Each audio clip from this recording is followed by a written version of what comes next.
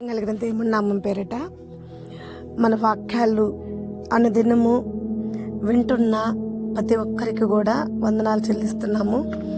అంతేకాకుండా ఇంకా దేవుడు మాకు సమయం ఇవ్వాలి, ఇంకా ఆ సమయంలో దేవుడు వాక్యాలు మేము ముందుకు తీసుకురావాలని మా కొరకు ప్రార్థిస్తున్న ప్రతి కుటుంబాల కొరకు కూడా ప్రభు నామం పేరిట వందనాలు చెల్లిస్తున్నాము. మరి మనం ఈ శ్రమల దినాల్లో ఉన్నాం. ఈ లెంట్ డేస్ 40 మెట్లు అంటే మనం ఏ స్థితిలో పడిపోయామో, ఏ పరిస్థితిలో పడిపోయామో, ఆ పడిపోయిన స్థితిలో నుండి మనల్ని పైకెక్కించే ఆశీర్వాదం అనే మెట్లు అనమాట. ఈ దేవుని వాక్యమే మనకు ఒక ఆశీర్వాదం. ఈ ఆశీర్వాదం అనే లిచ్చనే మనల్ని పైకి, మనం పడిపోయిన స్థితిలో నుండి మనల్ని పైకెక్కించే ఒక మెట్టులు.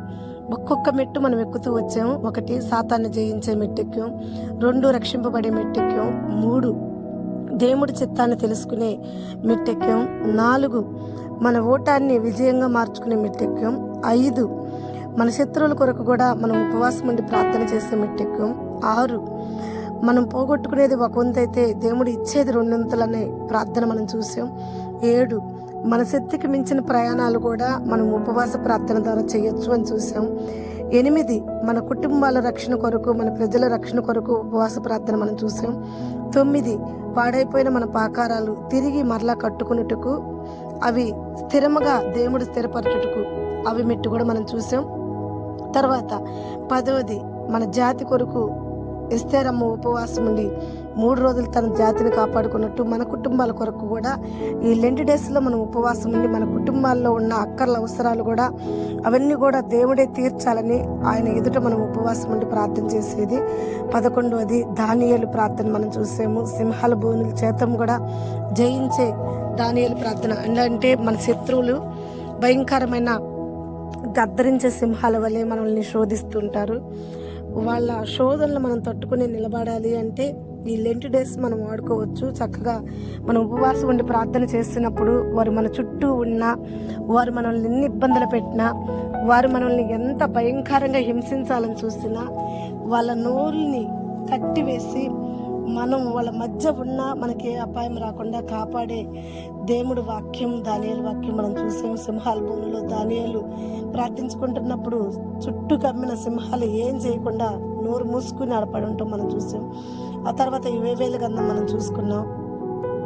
ఇప్పుడైనా నువ్వు కన్నీరు విడిచి ఉపవాసం ఉండి మీ మనసు తిప్పుకునే ఎడల దేవుడు మీ మీద కొన్న శిక్షను తప్పిస్తాడన్న వాక్యం మనం చూసాం. తర్వాత పశ్చాత్తాపడటం, యోన దేవుడు ఆజ్ఞ అతిక్రమించి దేవుడు చిత్తానుసారంగా కాకుండా తనకు నచ్చిన ప్రకారంగా వెళ్ళాలని ఆలోచన చేసినప్పుడు దేవుడు ఒక ఉగ్రత యోనా మీదకి వచ్చినప్పుడు యోనా పశ్చాత్తాపడి తన తప్పును తను తెలుసుకుని 3 రోజులు ఉపవాసం ఉన్నప్పుడు దేవుడు ఆ ఉగ్రత నుండి కూడా తప్పించాడు. 14 వచ్చేసి ఎజ్రా తన యొక్క ప్రజల నిమిత్తం మరలా ఉపవాసం ఉండి ప్రార్థన చేసినప్పుడు దేవుడు అక్కడ గొప్ప కార్యాలు జరిపించాడు. వాళ్ళలో ఉన్న తప్పులు, వాళ్ళలో ఉన్న ఒప్పులు, వారు ఏ ప్రజలనైతే ఏ భయంకరమైన వివాహాలైతే వాళ్ళు చేసుకుని ఉన్నారో, పక్క ఊరి పిల్లల్ని భయంకరంగా బలత్కారంగా పట్టుకొచ్చి పక్కన వాళ్ళ భార్యలను బలత్కారం చేస్తూ దేవుడు ఉగ్రత కోపం తెప్పించినప్పుడు ఈ ఒక్క ఎజ్రా ఉపవాసం ఉన్నప్పుడు మరలా తిరిగి ఎవరి భార్యలను వాళ్ళకి అప్పచెప్పొచ్చారు, ఎక్కడున్న స్త్రీలను అక్కడ అప్పచెప్పొచ్చారు, ఎవరి పిల్లలను వాళ్ళకి అప్పచెప్పొచ్చారు. అలాగే 15వదిగా మనం చూస్తే దానియేలు ఒక ప్రార్థన మనం మళ్ళీ చూసాము. ఏమిటి ఆ ప్రార్థన అంటే దేవుడి వద్ద తను ఒక బొబ్బులోని సెరలోకి వెళ్ళిన వాళ్ళందరూ కూడా విడుదల పొందుకునే దర్శనాలు మనం చూసాం. అయితే ఇప్పటికి మనం ఈ ఒక్క 15 మెట్లు ఎక్కాం. 16 మెట్లు కూడా మనం ఎక్కువ ఉన్నాం. 16 మెట్లోకి వస్తే మాత్రం అది కూడా మనం చూసుకున్నటువంటి ఆ ఉపవాసం ద్వారా ఆశీర్వదింపబడిన వారు ఎవరు ఏంటి అనేది కూడా మనం చూసుకున్నాము. ఆ ప్రజలు కూడా ఎంత ఆశీర్వాదంగా పొందుకున్నారు అంటే అది కూడా మనం పొందుకుని ఉన్నాం. తర్వాత మనం సౌలు గురించి కూడా తెలుసుకున్నాం. సౌలు యొక్క ప్రార్థన గురించి మనం తెలుసుకున్నాం. ఈ రోజు మనం తెలుసుకోబోతున్న వ్యక్తి కూడా ఎవరో కాదు, సౌలు. అలాగే సౌలుతో పాటు ఉన్న బర్బా, వాళ్ళు ఇంకా కొంతమంది దైవ సేవకుల గురించి మనం ఈరోజు వాక్యాన్ని తెలుసుకోబోతున్నాం. అంటే ఇప్పుడు వరకు మనం 17 మెట్లు ఎక్కాం. ఈ 17 మెట్లలో కూడా చక్కగా ఏ అపాయంలో మనం పడిపోయి ఉన్నామో, ఏ స్థితిలో మనం పడిపోయి ఉన్నామో ఆ స్థితి నుండి మనం పైకి ఎక్కడానికి ఈ 17 మెట్లు మనకు ఉపయోగపడ్డాయి అన్నమాట. ఈ 17 మెట్ల ద్వారా మనం 17 ఆశీర్వాదాలు పొందుకుంటున్నాం. ఈ 17 ఆశీర్వాదాల్లో మనం పొందుకున్న ఆశీర్వాదాలన్నీ కూడా దేవుడు నామానికి మహిమకరంగా ఎక్కాం. ఈరోజు 18వ మెట్టులోకి మనం వెళ్తున్నాం. ఈ 18వ మెట్టులో కూడా దేవుడు ఎదుట మనం ఎలా ఉండాలి, దేవుడు ఎదుట ఏ కార్యం అంటే ఈరోజు 18వ మెట్లో మనం నేర్చుకోబోతున్న విధానం ఏంటి అనేది మనం చూసుకున్నట్టుకుంటే ఇక్కడ మనకి కొంతమంది దైవ సేవకులు కనపడతారు.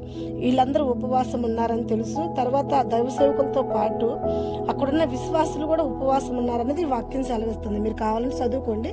అపోస్తుల కార్యం 13వ అధ్యాయం 3వ వచనం కానీ మీరు చదువుతూ ఉండండి.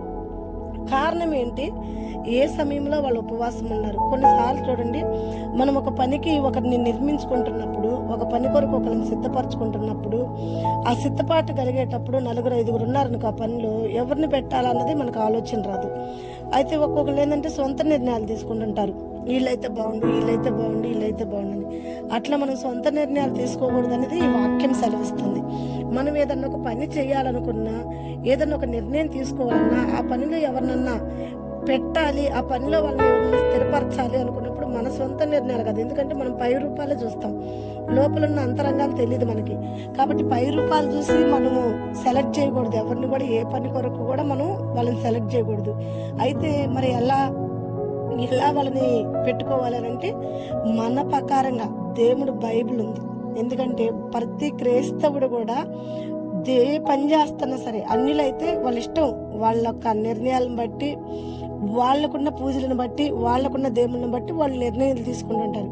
కానీ ఒక క్రైస్తవుడుగా, ఒక క్రైస్తవురాలుగా నువ్వు దేవుడి మీద ఆధారపడేదానివైతే, దేవుడి మీద ఆధారపడేవాడవైతే, నువ్వు నిజంగా దేవుడు నీ పక్షాన ఉన్నాడు, దేవుడు చూస్తున్నాడు, మాట్లాడగలిగిన దేవుడు, వినగలిగిన దేవుడు, సహాయం చేయగలిగిన దేవుడు అని నమ్మితే, ఎవరైనా సరే అన్నిలు అవ్వచ్చు, క్రైస్తవులు అవ్వచ్చు, ఎవరైనా సరే నమ్మితే చేయాల్సిన పని ఏంటంటే సొంత నిర్ణయం తీసుకోవటం కాదు, కానీ దేవుడి చిత్తానుసారంగా చేయాలి. మనం ఏం పని చేసినా మరి దేవుడి చిత్తానుసారంగా చేయాలంటే ఎలా తెలుసుకుంటాం, ఎలా చేయగలుగుతాం అని అంటే దానికి ఉదాహరణ ఈరోజు ఉపవాస ప్రార్థన మనం చూస్తున్నాం.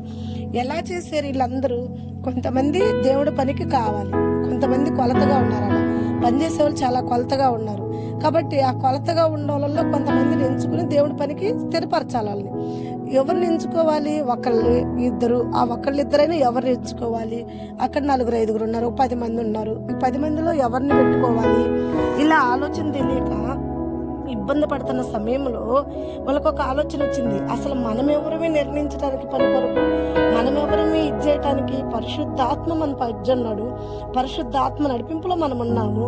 ఎందుకంటే యేసయ్య పరలోక రాజ్యం వెళ్ళేటప్పుడు పరిశుద్ధాత్మను మనకి ఇచ్చెళ్ళాడు కదా. ఆయన ఎల్లప్పుడూ మనతోనే ఉంటాడని చెప్పాడు కదా.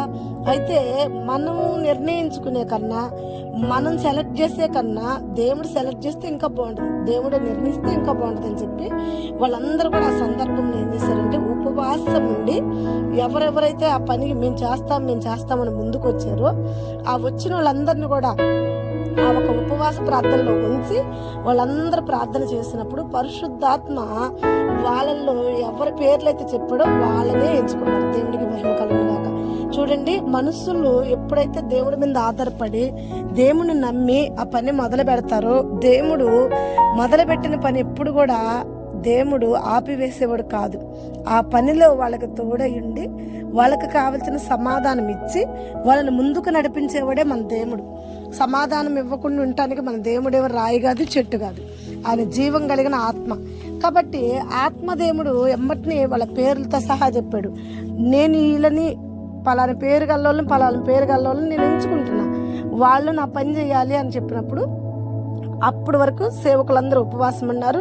ఆ పని కొరకు ఎంచుకున్న ఈ ఒక ఎవరైతే దేవుడు ఎంచుకున్నాడో ఎమ్మటిని ప్రజలందరూ కూడా ఉపవాసం ఉండి అందరూ కూడా దేవుడు ఎవరినైతే పేరు పెట్టి ఆ పనికి ఎంచుకున్నాడో వాళ్ళ కొరకు అందరూ ఉపవాసం ఉండి వారందరి చేతులు కూడా వాళ్ళ తలపైపు చూపిస్తూ చక్కగా వాళ్ళు ప్రార్థన చేసినప్పుడు ఆత్మదేవుడు పరిశుద్ధాత్మతో వాళ్ళని నింపుకుని వాళ్ళ పరిచర్యను ముందుకు నడిపించి దేవుడి పనిలో వాళ్ళు చక్కగా వాడబడ్డారని బైబిల్ సెలవిస్తుంది. అయితే ప్రియమైన బిడ్డలారా, ఇక్కడ మనం తెలుసుకోవాల్సిన విషయం ఏంటంటే మన సొంత నిర్ణయాలతో మనం ఎప్పుడు కూడా ముందుకు అడిగేయకూడదు. ఎందుకంటే ప్రతి మనిషి ఇంకొకరిని సలహా తీసుకుంటుంటారు. చూడండి, ఏదైనా చిన్న పని చేస్తుంటే కొంతమంది ఏమో సలహా లేకుండా వాళ్ళ సొంత నిర్ణయంతో వాళ్ళ అంతరంగం ఏది చెప్పిద్దో, వాళ్ళ మనస్సాక్షి ఏం చెప్పిద్దో దాన్ని బట్టి ఫాలో అవుతారు. కొంతమంది ఏం చేస్తారంటే ఒక్కోసారి మన మనసు మోసకరమైంది, మన మనసు చెప్పింది కూడా మనం వినకూడదు. కాబట్టి దేవుడు ఎవరిలో ఉండి ఏం మాట్లాడతాడో తెలియదు కదా. కాబట్టి ఆ ఒక్కరు ఎవరో ఒకళ్ళని కదిలించుకుని ఎవరో ఒకరికి మనది చెప్పి వాళ్ళ ద్వారా దేవుడు మాట్లాడే మాట అంటే మాట్లాడుతుంది వాళ్ళని మనం అనుకోకూడదు, దేవుడే మాట్లాడుతున్నాడని మనం అనుకుని వాళ్ళని అడిగినప్పుడు దేవుడు తప్పకుండా వాళ్ళతో మాట్లాడతాడు, వాళ్ళ ద్వారా మాట్లాడతాడు అనేది నమ్మకం. ఇలా దేవుడి మీద ఆధారపడే వాళ్ళు కొందరైతే వాళ్ళ మీద ఆధారపడే వాళ్ళు కొందరు. అయితే ఈ రెండిట్లో ఏది ఇంకా కొంతమంది ఉన్నారు మనుషుల మీద ఆధారపడతారు. వీళ్ళు మరీ రిస్క్ తెచ్చుకుంటారు, మరీ ఇబ్బందులు తెచ్చుకుంటారు మనుషుల మీద ఆధారపడి. ఇలా వద్దు. ఒకటి నీ మనస్సాక్షి నీకు చెప్పింది, రెండోది నీ మనస్సాక్షి చెప్పింది నువ్వు పోల్చుకోలేకపోతుంటే వర్ణించలేకపోతుంటే దాన్ని ఎలా ఇది చేయాలి, ఇది దేవుడి చిత్తమా కాదని అప్పుడు కూడా నీకు అర్థం కాకపోతుంటే నువ్వు చేయాల్సింది ఒకటి, దేవుడి వద్ద ఉపవాసం ఉండి ప్రార్థన చేయి. ఏ పని నిమిత్తమైనా సరే, ఎవరి నిమిత్తమైనా సరే నువ్వు ఉపవాసం ఉండి ప్రార్థన చేస్తే దేవుడు ఈ ప్రజలకి ఈ ఒక సేవకులకి మాట్లాడిన దేవుడు మనతో మాట్లాడ్డా? ఖచ్చితంగా మాట్లాడతాడు. దేవుడు దర్శనం ద్వారా మాట్లాడచ్చు, వాక్యం ద్వారా మాట్లాడచ్చు, ఏ రీతిగా అయినా సరే మనుషుల ద్వారా అయినా మాట్లాడతాడు, ఎలా అయినా మాట్లాడతాడు, నీకు కావాల్సిన అక్కర తీరుస్తాడు. కాబట్టి ప్రియమైన బిడ్డలారా, దేవుడి మీద ఆధారపడి మనం ముందుకెళ్ళాలి. ఎప్పుడైనా సరే దేవుడి చిత్తాన్ని మనం తెలుసుకోవాలి. దేవుడు ఎంచుకునేది ఏదైంది, కొన్ని మనకు తెలిసినా కొన్ని మనకు తెలియకపోయినా మనం చేయాల్సిన పనల్లా ఒకటే, దేవుడి మీద ఆధారపడాలి.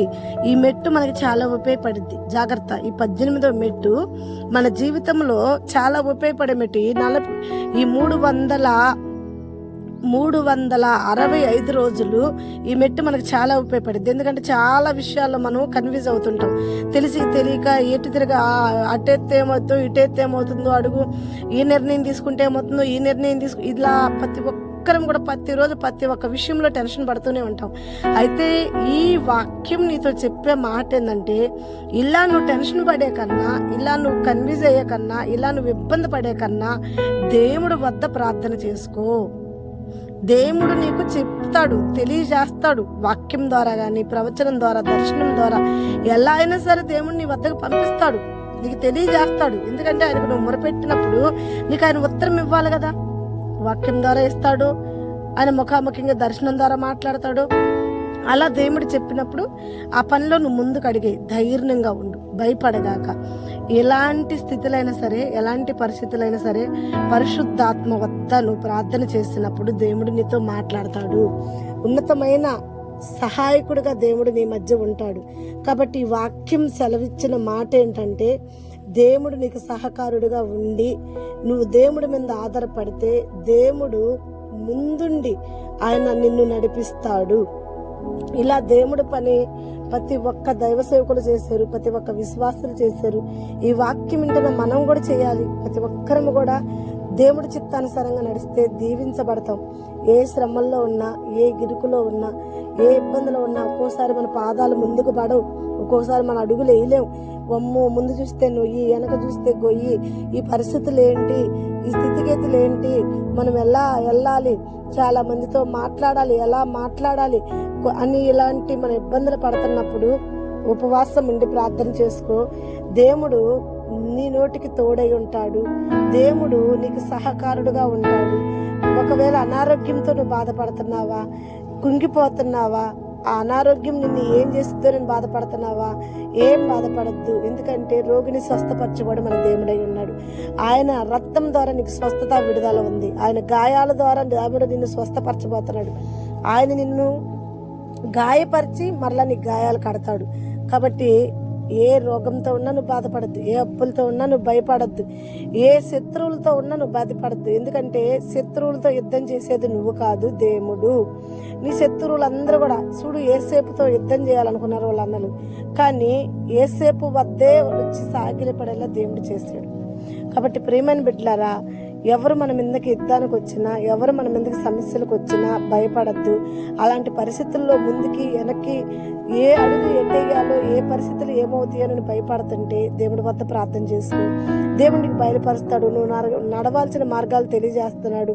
చూడండి, ఇక్కడ తన పని కొరకు పనివారినే ఎంచుకున్న దేవుడు నీ కొరకు, నీ అక్కర్ల కొరకు నీకేం కావాలో అవి నీ దేవుడి వద్ద అడుగుతుంటే తప్పకుండా వాటిని దేవుడు చేస్తాడు. ఇప్పుడు వరకు కూడా మనం ఎక్కిన మెట్లన్నీ కూడా మరొకసారి నేను మళ్ళీ మీకు తెలియజేస్తాను. యేసు ప్రభు ప్రార్థన చేసి అపవాదైన సాతాన్ని ఓడించాడు కేవలం ఉపవాస ప్రార్థన ద్వారా. అలాగే 40 రాత్రులు 40 పగళ్ళు ఓడలో ఉన్న నోవాహు రక్షింపబడ్డాడు. ఏ అపాయము రాలా, ఊరు మొత్తం కూడా కొట్టకపోయింది, కేవలం నీతిమంతుడు అయ్యాడు కాబట్టి. అలాగే మోషే 40 రాత్రులు 40 పగళ్ళు ఉపవాసం ఉండి ప్రార్థన చేసి దేవుడి చిత్తాన్ని తెలుసుకున్నాడు. అది కూడా 40 రాత్రులు 40 పగళ్ళు దేవుడితో ముఖాముఖిగా ఉన్నాడు కాబట్టి, దేవుడికి దూరం అయ్యాడు కాబట్టి. అలాగే ఇశ్రాయేల్ ప్రజలు 11 గోత్రాల వాళ్ళు ఓడిపోయినప్పుడు మరలా ఉపవాసం ఉండి వాళ్ళ తప్పు తెలుసుకుని పశ్చాత్తాపడ్డప్పుడు దేవుడు వాళ్ళని గెలిపించాడు. అలాగే మనము కూడా ఏ విషయాల్లో ఒకళ్ళు తప్పిపోతున్నామో వాటిని సరి చేసుకున్నప్పుడు దేవుడు మరలా మనల్ని నిలబెడతాడు. మరలా మనం చూస్తే ఈ ఒక్క సౌలు హింసకుడు, ఘోరమైన మనిషి, దావీదుని ఎంతో హింసించాడు, ఎంతో భయంకరంగా దావీదుని ఇబ్బంది పెట్టాడు. అయినా సరే అలాంటి సౌలు చనిపోయినప్పుడు కూడా దావీదు ఆ సౌలు కొరకు ప్రార్థన చేశాడు, ఉపవాసం ఉన్నాడు. అంటే మనం దేవుడి బిడ్డలమని చెప్పుకోవటం కాదు, కానీ మెత్తన హృదయం కలిగి ఉండాలి. మనల్ని చూసే వాళ్ళ కొరకు కూడా మనం ఏడ్చేటట్టు ఉండాలి, వాళ్ళని క్షమించేటట్టు ఉండాలి, వాళ్ళ నిమిత్తం ప్రార్థన చేసేటట్టు కూడా ఉండాలి. దావీదు పచ్చిబాకి దావీదుకి ఒక బిడ్డ పుడితే ఆ బిడ్డ బతుకుతాడని పోరాడాడు 7 రోజులు ఉపవాసం ఉంది. కానీ ఆ బిడ్డ బతకల, చనిపోయాడు. అయితే దావీదు ఆ బిడ్డ చనిపోయాడని దేవుడి మీద అలగలేదు, నిష్ఠూరం చేయలేదు. ఒకటే అనుకున్నాడు దావీదు, నా పాపం వల్లే నా బిడ్డకు మరణం కనుక నా దేవుడి దృష్టికి ఇది అంగీకారంగా లేదు కాబట్టి తీసేశాడు. నేను దోషినై ఉన్నాను కాబట్టి నేను చేసిన పాపానికి జీతం నా బిడ్డ మరణమైంది అని చెప్పి తను తప్పు తెలుసుకుని పోయి మళ్ళీ మందిరంలో ప్రార్థన చేసినప్పుడు దేవుడు చక్కని బిడ్డనిచ్చాడు. మరి జ్ఞాని అయిన సొలొమోనుని ఇచ్చాడు. అలాగే మనము కూడా శ్రమలు వస్తున్నాయి, కష్టాలు వస్తున్నాయి, శాపాలు వస్తున్నాయి, హింస వస్తుంది అంటే మనకి ఎక్కడి నుంచో రావట్లా. ఏబు అన్నట్టు గాలిలో నుండి, ఆ ధూళిలో నుండి పుట్టట్లేదు, నేలలో నుండి మొలవట్లేదు. మనం చేసుకున్న పాపాల వల్లే, మనం చేసుకున్న దోషాల వల్లే మనం శిక్ష అనుభవిస్తున్నాం అన్నది మనం నేర్చుకోవాలి. అలాగే ఏలియా తన శక్తికి మించిన ప్రయాణం చూడండి, 40 మంది ప్రవర్తనను చంపేశాడు ఏలియా. అది తన చంపటం కాదు కానీ దేవుడు ఆత్మతో జయించాడు. దేవుడు ఒక ఏలియాలో ఉండి 40 బయలు ప్రవర్తనని అంతం చేసినప్పుడు ఏలియా భయపడాల, కానీ ఒక్క స్త్రీకి భయపడి పోయి దాంకున్నప్పుడు దేవుడు వదిలేసేలా భయపడ్డాడని దూతని పంపించాడు, తనకు ఆహారం పెట్టించి 40 రాత్రులు 40 పగలు శక్తికి మించిన ప్రయాణాన్ని ఇచ్చాడు. ఆ ప్రయాణంలో ఆ రొట్టె అతన్ని బలపరిచి ముందుకు నడిపించింది. చూడండి ప్రేమను బిడ్డలారా, ఎన్నో మనం జయిస్తుంటాం, సాతాను మనకి ఎన్నో ఇబ్బందులు పెడుతుంటాడు, సాతాను అడుగడుగున మనకి నానా విధమైన శోధనలు తెచ్చి పెడుతుంటాడు. వాటన్నిటిలో నుంచి దేవుడు మనల్ని విడిపిస్తూనే ఉంటాడు. మన చెయ్యి విడవక ఎడబాయక ఇడిపిస్తూనే ఉంటాడు. అది మనకి కూడా తెలుసు.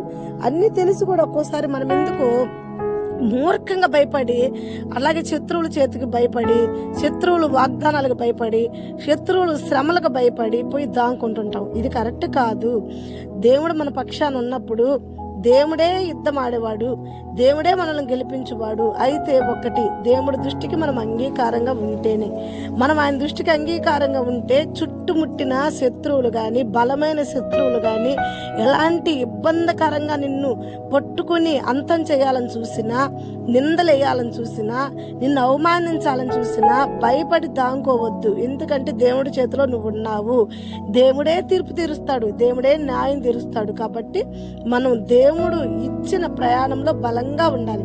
కాబట్టి మోషే, ఏలియా ద్వారా మనము మన శక్తికి మించిన ప్రయాణాలు కూడా చేసే ఉపవాసం మనం చూసాం. అలాగే ఎజ్రా ప్రయాణికుల కొరకు, తన కుటుంబం కొరకు రక్షణ ఎలా తీసుకున్నాడో మన కొరకు, మన కుటుంబాల కొరకు, సంవత్సరం అంతా దేవుడు మనల్ని కాచి కాపాడటం కొరకు ఈ 40 రోజులు మనం ఉపవాసం ఉండి ప్రార్థన చేద్దాం. 40 రోజులు శ్రమ అనుకుంటే 365 రోజులు కాపాడాలిగా దేవుడు మనల్ని. అలాగే నెహెమీ చూడు, పాడైపోయిన పాకారాల కొరకు కొన్ని దినములు ఉపవాసం ఉండి దుఃఖాకాంతుడై కన్నీరు విడిచి ప్రార్థన చేసినప్పుడు పాడైపోయిన మరలా పాకారాలు కట్టబడ్డాయి, వెళ్ళిపోయిన జనం మరలా తిరిగి వచ్చారు. అలాగే ఈ సంవత్సరం అంతా ఈ 2025లో దేవుడు మనల్ని అద్భుతంగా నిలబెట్టాలన్నా, మన కుటుంబాలు అద్భుతంగా నిలబడాలన్నా, మరి గతంలో మన కుటుంబాలు చిల్లాచెందరైపోయినాయేమో, గొడవల వల్ల, తగుల వల్ల అనేక ఇబ్బందులు సాతాను చేసి చంద్రబందరు చేసాడేమో. అలా చేసిన 2024లో ఏ కుటుంబాలు అయితే ఉన్నాయో 2025లో ఆ కుటుంబాలన్నీ కూడా మళ్ళీ కట్టబడును గాక. అలాగే ఆ ప్రార్థన, అలాగే ఎస్తేరమ్మ ఒక ప్రార్థన ఎలా ఉందంటే, అల్పులేమి గనులేమి అందరి చేత ప్రార్థన చేపించింది. అందరి చేత ప్రార్థించబట్టే భర్త ఒక కరుణ కటాక్షం ఆమె మీద కలిగి తన జాతిని కాపాడుకోగలిగింది. మనం కూడా మన ప్రార్థన చేయాలంటే పెద్ద పెద్ద చర్చిలకి, పెద్ద పెద్ద పాస్టర్ల వద్దకే వెళ్ళాల్సిన అవసరం లేదు. అల్పులు చాలు, అయోగ్యులు చాలు, తీసుకొచ్చుకుందాం, ప్రార్థన చేసుకుందాం, వాళ్ళతో కలిసి మనం కూడా ప్రార్థన చేద్దాం. ప్రార్థన చేస్తున్నప్పుడు మనకు అసాధ్యమైన కార్యాలు ఏమన్నా ఉంటే దేవుడు సాధ్యంగా, సుసాధ్యంగా మనకు మారుస్తాడు. దానియేలు ఒక ప్రార్థన, కనికరమ కలిగిన ప్రార్థన. అలాగే మనం కూడా కనికరం కొరకు ప్రార్థిద్దాం. ఏవేళ ఒక ప్రార్థన, పశ్చాత్తాప ప్రార్థన. అలాగే మనం కూడా పశ్చాత్తాప కొరకు ప్రార్థిద్దాం. ఇదిగో యోనా ఒక ప్రార్థన, దేవుడి వద్ద క్షమాపణలు కలిగిన ప్రార్థన. మనం కూడా యోనావలే క్షమాపణలు దేవుడి వద్ద కోరుకునే ప్రార్థన. అలాగే హెజ్రా ఒక ప్రార్థన, హెచ్చరిక ప్రార్థన. అలాగే మనం కూడా మన బిడ్డలు అవ్వచ్చు, మన తోటి వారు అవ్వచ్చు, మన స్నేహితులు అవ్వచ్చు, బంధువులు అవ్వచ్చు, వాళ్ళు హెచ్చరించే ఉపవాసం ఉండి ప్రార్థన చేద్దాం. మరలా దానియేలు ఒక ప్రార్థన, తెలుసుకునుట అంటే దర్శనం ద్వారా. అలాగే మనకు కొన్ని విషయాలు తెలుసుకోవాలి అనుకున్నప్పుడు, దేవుడు దర్శనాలు మనకు కావాలనుకున్నప్పుడు, ఉపవాసం ఉండి ప్రార్థన చేసినప్పుడు తప్పకుండా దేవుడు మనకి జరిగేది ఏదైనా సరే, మనం కోరుకునేది ఏదైనా సరే ముఖాముఖంగా మనకు తెలియజేస్తాడన్నది ఈ ఒక ప్రార్థన మనకు తెలియజేస్తుంది ప్రియమైన బిడ్డలారా. అలాగే ప్రతి ఒక్క ప్రార్థనలో కూడా మనం ముందుకు నడుద్దాము. ఇప్పుడు వరకు ఎక్కిన మెట్లు ఎన్నైతే ఉన్నాయో మనందరికి కూడా తెలిసిన మెట్లు అవన్నీ కూడా మనం పొందుకుని ఉన్నాం. అలాగే ఇప్పుడు మనం ఎక్కుతున్న ఈ మెట్టు కూడా, ఈ ఒక 17వ మెట్టు కూడా మనం పౌలు గురించి, బర్బాల గురించి తెలుసుకుని ఉన్నాం. కాబట్టి ఈ మాటలు దేవుడు దీవించి ఈ మెట్టులన్నిటిలో మనల్ని ఆశీర్వాదంగా ఉంచును గాక. ఆమేన్. God bless you.